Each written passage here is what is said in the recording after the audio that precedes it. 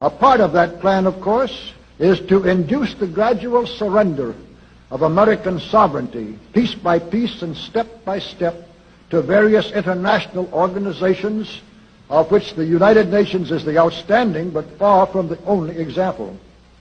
Now, here are the aims for the United States. 1. Greatly expanded government spending for every conceivable means of getting rid of ever larger sums of American money as wastefully as possible. 2. Higher and then much higher taxes.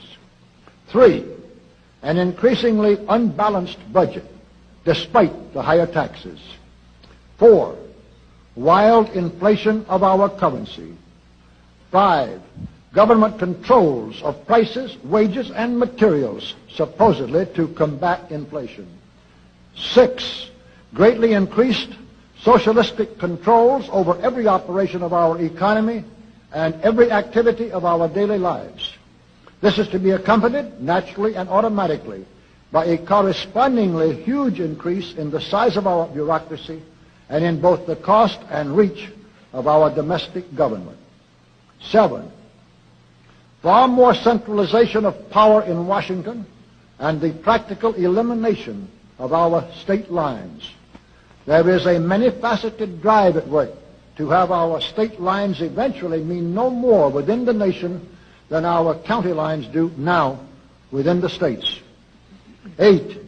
The steady advance of federal aid to and control over our educational system, leading to complete federalization of our public education. 9. A constant hammering into the American consciousness of the horror of modern warfare, the beauties and the absolute necessity of peace. Peace always on communist terms, of course. And 10, the consequent willingness of the American people to allow the steps of appeasement by our government which amount to a piecemeal surrender of the rest of the free world